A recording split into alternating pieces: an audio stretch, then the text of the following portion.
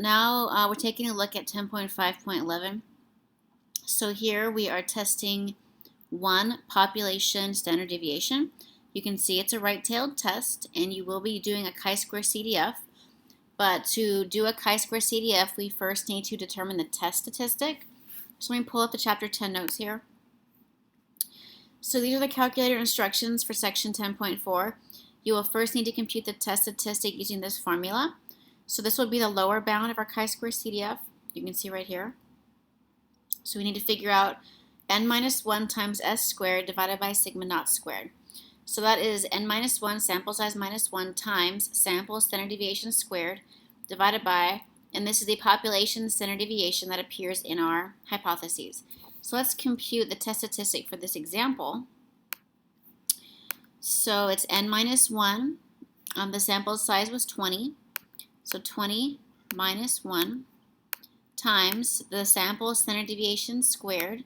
That was 8,600. So 8,600 squared divided by the population standard deviation in your hypotheses, 7,000 squared.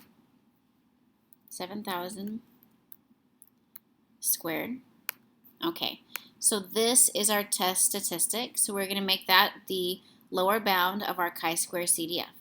So second vars, it is number 8 chi-squared CDF.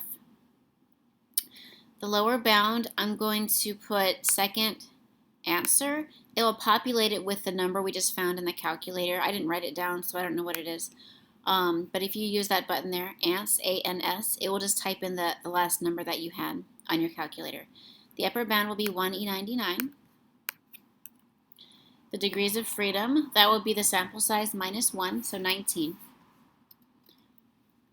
Okay, so I populated the lower bound with this number here. The upper bound is 1E99. The degrees of freedom is 19. They should give me the p-value. Okay, so it says here round to 3 decimal places as needed. So 0.071.